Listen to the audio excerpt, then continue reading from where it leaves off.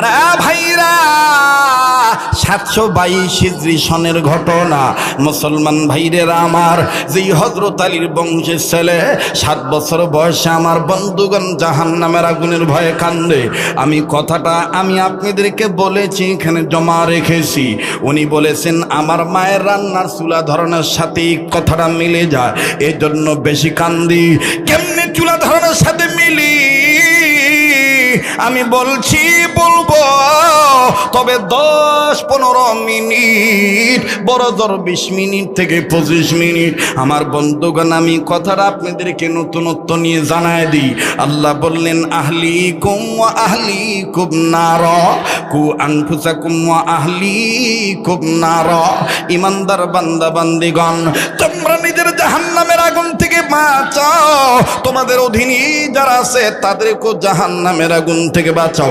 এই 700 আমার বন্ধুগণ 22 হিজরির ঘটনা। কিতাবটার নাম হলো আল কাবাইদ। আর এই কিতাবের লেখক হলো যিনি হাদিসের বড় বড় কিতাবের মুসান্নিফ ছিলেন, যার নাম হলো শামসুদ্দিন জাহাবী রহমতুল্লাহি আলাইহি। আমার বন্ধুগণ, শামসুদ্দিন জাহাবী রহমতুল্লাহি আলাইহি তিনি লিখেছেন, আল্লাহ পাক ঈমান নামক দৌলত যদি কোনো বেঈমানকে দান করে, বেঈমানের এই পিঠও ঠিক হয়ে যায়, ওই পিঠও ঠিক হয়ে যায়। অনেক ইমানদারও কিয়ামতের ময়দানে এক পিঠ ঠিক থাকবে, আর এক পিঠ ঠিক থাকবে না, ধরা খাবে। কিন্তু অনেক বেঈমানও সেদিন আল্লাহর কাছ থেকে মাপ পেয়ে জান্নাতে যাবে। যেহেতু মাদ্রাসার মাহফিল, এই জন্য বাদান এই নুসখাটা নিয়ে আসলাম, এই বয়ানটা আমি নিয়ে আসলাম। বাবা গভীর মনোযোগী হয়ে শোনা চাই, কেউ চলে গেলে চলে যাবেন না।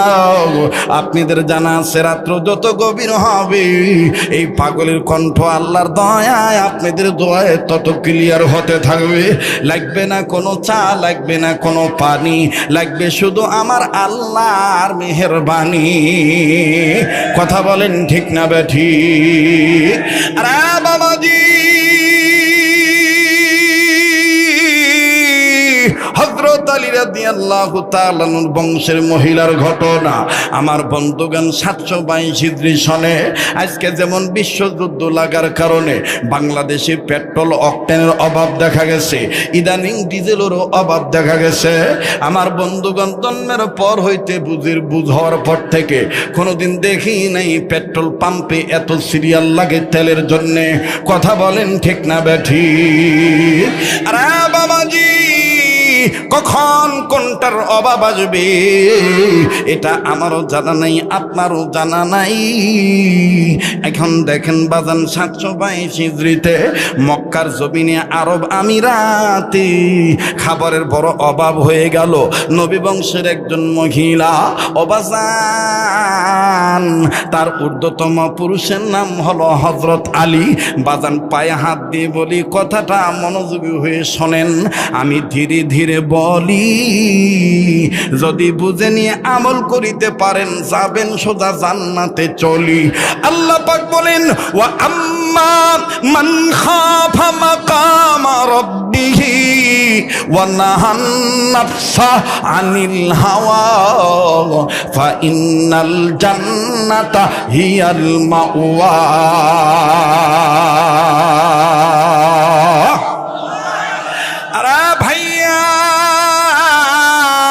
এইবার এই মহিলা, তার স্বামী মারা গেছে, অবাজান খাদ্যের অভাব হয়ে গেল। মহিলার 3টা সন্তান, একটা দুধের সন্তান মায়ের দুগ্ধ পান করে, আর একটা হলো ছোট ছোট। বাবাজি, এই ছোট্ট 2টা সন্তান আর ওই মাসুম বাচ্চাকে নিয়ে মহিলা অভাবে যখন পড়ে গেল, মানুষের কাছে ভিক্ষা করলেন না। এই মহিলা শুধু সন্তানদেরকে বুঝায়, বাবার রিজিকের মালিক হলেন আল্লাহ। বিপদ যিনি দেন তিনি বিপদ থেকে উদ্ধার করে নেওয়ার ক্ষমতা রাখেন। ও বেটারা, তোমরা মনে রেখো, গোলামি করি আল্লাহর, সাহায্য চাই আল্লাহর। ইয়াকা না'বুদু ওয়া ইয়াকা নাস্তাঈন। পড়েন না, ইয়াকা না'বুদু ওয়া ইয়াকা নাস্তাঈন। আওয়াজ দিয়ে বলেন না আল্লাহু আল্লাহু আকবার। আবার বলেন না আল্লাহু আকবার। আরে বাবাজি,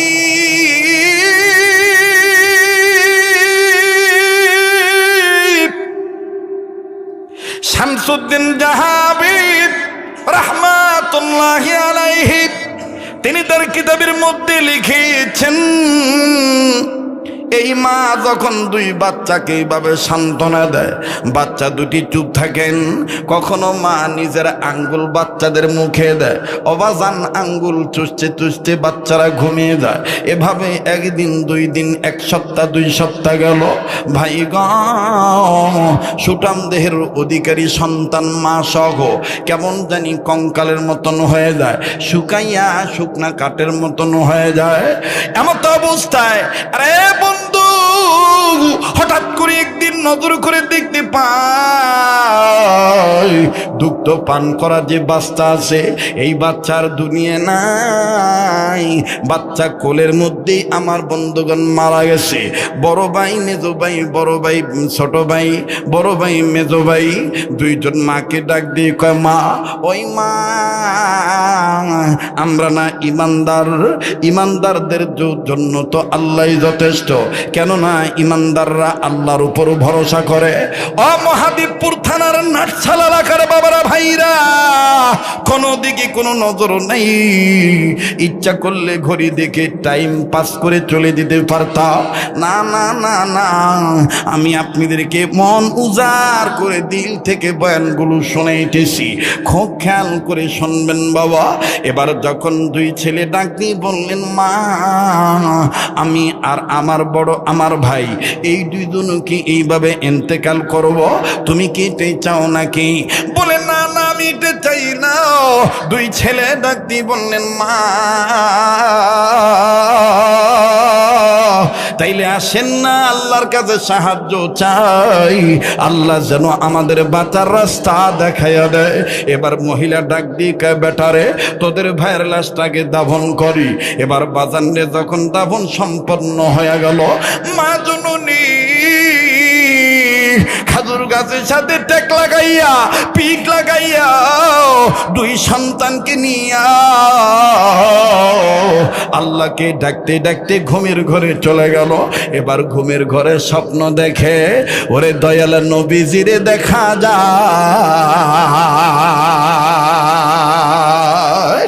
ওরে দেখলে নবী পাগল হবি, দেখলে নবী, ওরে দেখলে নবী পাগল হবি, দেখলে নবী।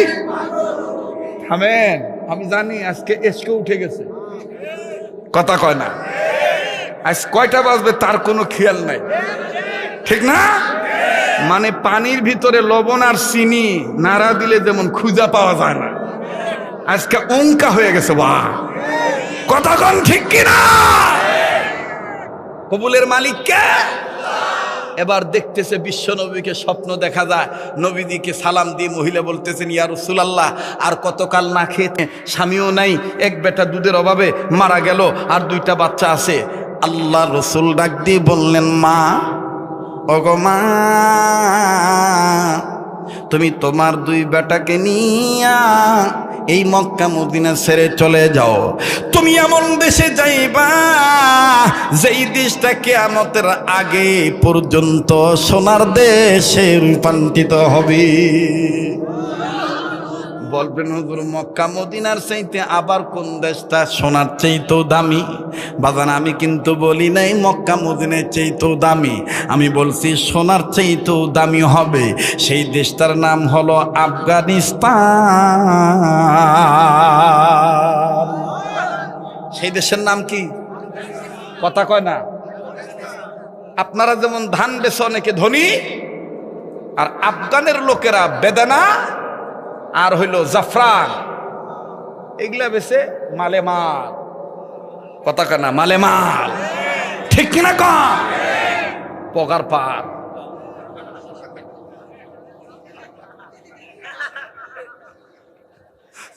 মানে দুনিয়া তো অভাব নাই, আখেরা তো কি জন্যে? আফগানের লোকেরা ওই আয়াতের আমল করে, এপিটোপিট ঠিক রাখার জন্যে, ওয়ালাউ আন্না আহলাল কুরা আমানু ওয়াত্তাকাউ লাফাতাহনা আলাইহিম বারাকাতিম মিনাস সামাওয়াতি ওয়াল আরদ। নাটসালের মানুষ যদি এই আমল করে তাহলে নাটসালেও ইনশাআল্লাহ এই অভাব থাকবে না। আসমান জমিনের রহমতের বরকতের দরজা আল্লাহ নিজে খুলে দিবে। সুবহানাল্লাহ কোন। তো নবীজি বললেন, মা তুমি এই মক্কা মদিনা থুইয়া তোমার দুই বেটাকে নিয়া আমি রসুল বলে দিলাম আফগানিস্তানের বলক শহরে যাও চলিয়া। কোন শহরে? আফগানের বলক শহর। বলেন আফগানের। প্লিজ অ্যাটেনশন প্লিজ, আমার দিক তাকান। দোয়া করে দেব? হ্যাঁ দোয়া করব।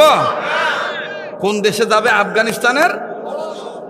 নবী বললেন এই বলক শহরে তোমাদের খাদ্যের অভাব হবে না, যাও আমি নবী তোমাদেরকে হিজরত করতে বললাম। এই কথা বলে নবী বিদায় নিয়ে চলে গেলেন।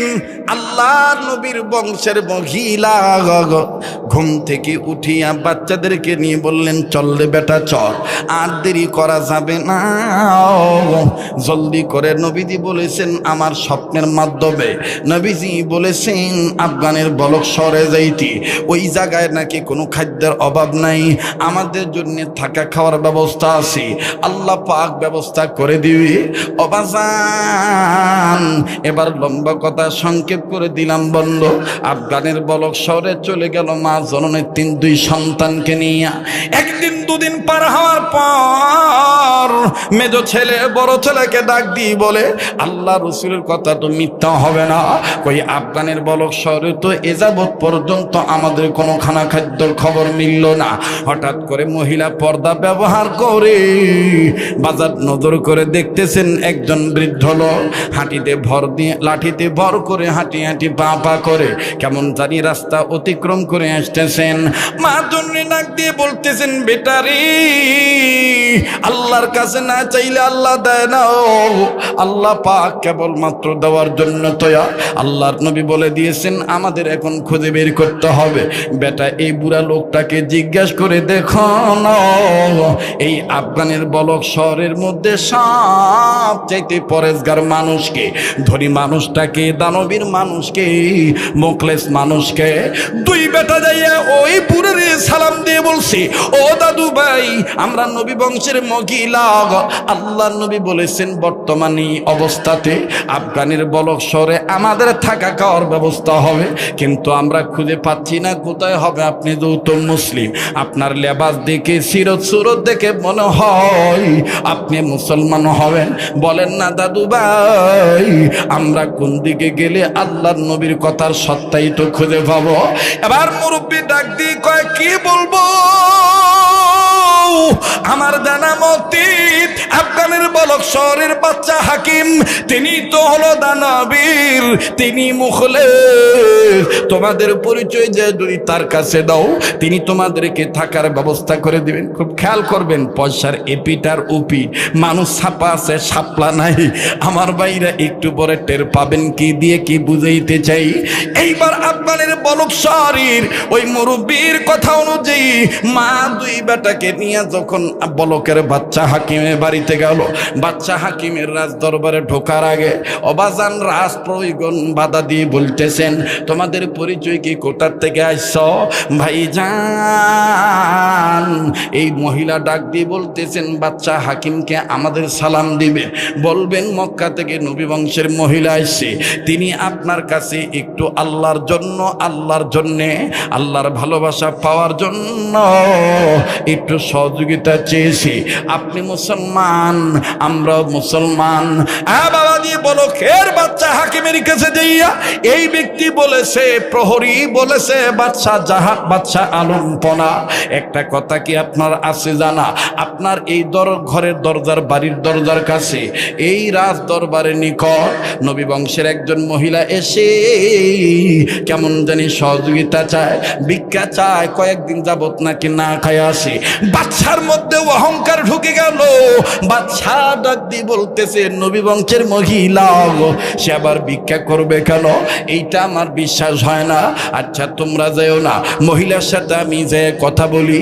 অবাজান এইবার বাদশা কাছে যাইয়া ডাক দিয়ে বলে, এই বেটি, তুমি বলেছো তুমি নবী বংশের মহিলা। এবার বাচ্চা দুইটা বলে, আমরা আল্লাহর কসম করে বলি, ওয়াল্লাহি রব্বিল কাবা ওয়া জালালি ওয়াল ইকরাম হাইয়ু আর কাইয়ুম, যিনি ওনার নামের কসম করে বলতেছি আমরা নবী বংশের মহিলা। দুইটা বাচ্চা বলার পর এইবার বাদশা হাকিম ডাক দিয়ে বলতেছেন, প্রমাণ দাও। হঠাৎ করে মহিলা ডাক দিয়ে বলতেছেন, বাচ্চা হাকিম, এইটা যদি মক্কা মদিনা হইতো, হাজার হাজার মানুষ প্রমাণ দিয়ে দিত আমি নবী বংশের মহিলা। বলে এটা মক্কা না মদিনা, এটা আফগান, এটা আফগানের বলক শহর। প্রমাণ যেহেতু দিতে পারতেছ না, তোমার এখানে থাকাও নাই, বিশ্বাস হলো না, প্রমাণ ছাড়া থাকতে দেব না। এবার মহিলা চলে গেল, দুটি বাচ্চাকে ঘাট ধাক্কা দিয়ে বের করে দিল। আল্লাহ পাক তখন নাকি ডাক দিয়ে বলেছিলেন, ফেরেশতারা ইমানদার বান্দার আচরণটা লিখে রাখ। আল্লাহু আকবার বলবেন না? কয় ইমানদার বান্দার আচরণটা লিখে রাখ। এবার এই মহিলা আবার দুই বাচ্চাকে নিয়ে চলে গেছে। কি বলবো বাজান, আল্লাহকে সাক্ষী রেখে বলি, মনে মনে একটা ওয়াজ রেডি করে আসছিলাম, কিন্তু হঠাৎ করে অবস্থা বুঝে ব্যবস্থা পত্র করে দিয়েছেন কে? যেই ওয়াজ রেডি করে এসেছি ওই ওয়াজের ধারে কাছে যাইতে পারি নাই। আমার বন্ধুগণ, আমার বাবাজিরা, অবস্থা বুঝে ব্যবস্থা দিয়েছেন আমার আল্লাহ। বক্তা কোনো ইচ্ছা করে কোনো দিন ওয়াজ করতে পারেন না, আল্লাহ যদি তৌফিক না দেন। কথা বলেন ঠিক কিনা? এইবারই মা জানানি এই দুই বাচ্চাকে নিয়া আস্তে করে বাবাজি আবার ওই তিন রাস্তার মাথায় গেছে। আপনাদের অঞ্চলের ভাষায় বলে তেমাতা। কথা কয় না? কোন মাথা? তেমাতার যায় আবার খাড়া হচ্ছে। যখন তেমাতায় যায় আবার খাড়া হয়েছে, ওই বুড়া আবার টুক টুক টুক টুক টুক টুক করে হাঁটি হাঁটি পা পা করে আসে। এবার এই দুই ছেলে যে কয়, ও দাদু ভাই, ও দাদু ভাই, তোমার কথা সত্য না। বলকের বাচ্চা হাকিম ইমানদার হতে পারে, আমল ভালো না, আমল ভালো না। এক পিটি ইমান আছে আর এক পিটি ইমান নাই। মুখেতে লা ইলাহা ইল্লাল্লাহ, মুখেতে হলো ইসলাম, অন্তরে হলো হরে রাম। কথা কয় না? মুখে তো হলো ইসলাম আর অন্তরে হলো হরে রাম। আমি আবারও বলছি, কেউ যদি চলে যায় চলে দিতে দিবেন বন্ধু, মনে রাখবেন পুরান চাউল ভাতে পারে। তাই বলে আবার ভাববেন না, বুঝো মনে হয় লোকজন উঠে যাচ্ছে। এই জন্য হুজুর বারবার সতর্ক করে, না শোনার চান না ভাই, না বাবাজি, ওঠার লোক এখানে নাই। বরঞ্চ ঘুম থেকে উঠে আরো আসতেছি, কোন পাগল আসলো রে এতদিন পর নাটশাল এলাকায়। কথা কয় না? জোরে কথা বলেন ঠিক কিনা? এই যে গাড়ি স্টার্ট দিল শ্যালো মেশিনের মতন চলতেইছে চলতেইছে, কোনো থামা থামি নাই। রাত্র যত গভীর হয় মজা তত খালি লেগে যায়। আরে বাবাজি, এইবার বৃদ্ধ লোকটা ডাক দিয়ে কয়, হতে পারে তার আমল খারাপ, তবে মুসলমান হিসাবে তোমাদেরকে পাঠাইছিলাম, যেহেতু তার কপালে সে নিজে কুড়াল মারছে, করার কিচ্ছু নাই। শোনো বাবা, মন খারাপ যদি না করো দাদু ভাই, আমি বুড়া মানুষ মুসলমান হয়ে তোমাদের একটা কথা বলতে চাই। ওই বাচ্চার 2-3 কিলোমিটার পূর্ব কন্যারে একজন হরে রাম হরে কৃষ্ণ রাম রাধা জবা কুসুম সংখ্যা সমকাশ্যপিয়ং নাসং নাসা ওসাবুন্ডে জয় জয় সম্ভয় সর্বসত্তার নামং শাখা।